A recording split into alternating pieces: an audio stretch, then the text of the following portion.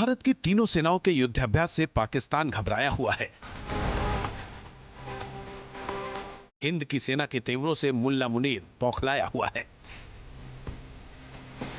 पाकिस्तान को ऑपरेशन सिंदूर 2.0 का डर सता रहा है, क्योंकि सेना ने साफ कर दिया है कि इस बार कोई हिमाकत हुई तो पाकिस्तान का नामो निशान मिट जाएगा, उसका नाम इतिहास में दर्ज हो जाएगा।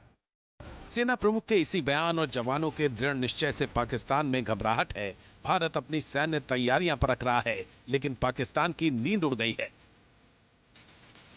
भारत के इस ऐलान से पाकिस्तान में तनाव का माहौल है। पाकिस्तान को एक बार फिर भारत के हमले का डर सताने लगा है।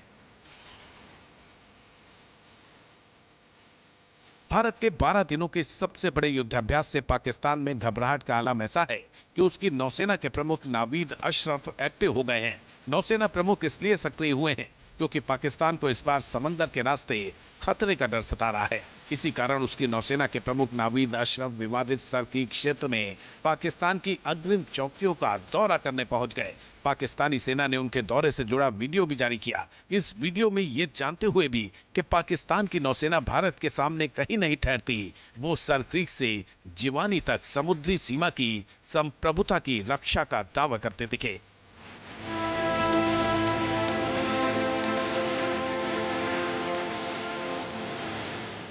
पाकिस्तान की काया सेना और देश को झूठा दिलासा देते नजर आए।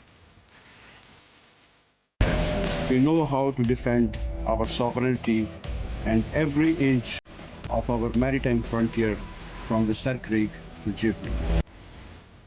इस दौरान नावीद अशरफ ने ब्रिटेन से मिले 3 ग्रिफिन 2400 TD होवरक्राफ्ट को नेवी में शामिल करने का ऐलान किया।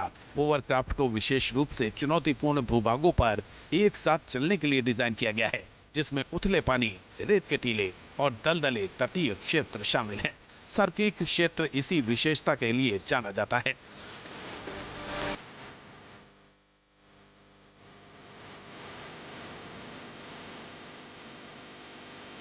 यानी पाकिस्तानी नेवी चीफ ने यह दिखाने की कोशिश की कि उनका देश किसी भी चुनौती से निपटने में सक्षम है। हालांकि खुद वो भी जानते हैं कि भारत के सामने पाकिस्तान की नेवी की हैसियत क्या है।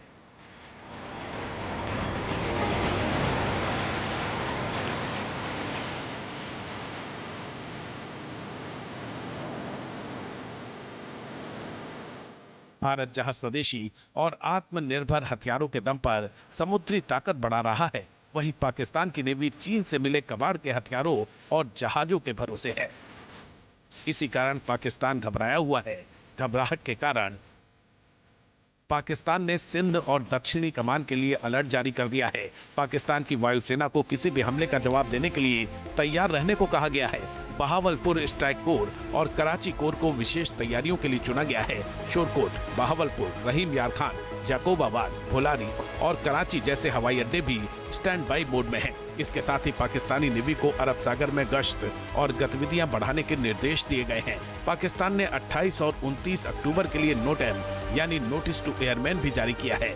अपने मध्य और दक्षिणी हवाई क्षेत्र में कई हवाई यातायात मार्गों पर प्रतिबंध लगा दिया है। पाकिस्तान ने यह कदम भारत के 30 अक्टूबर से 10 नवंबर तक सरकीक के पास होने वाले अभ्यास के लिए नोटम जारी करने के बाद उठाया है। पाकिस्तान को डर है कि इन अभ्यासों का इस्तेमाल कराची से जुड़े समुद्री चेक पॉइंट्स और तटीय बुनियादी ढांचे को खतरे में डालने की क्षमता प्रदर्शित करने के लिए किया जा सकता है।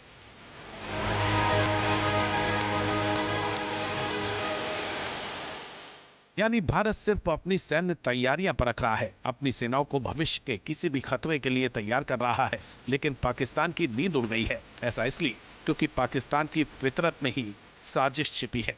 इसी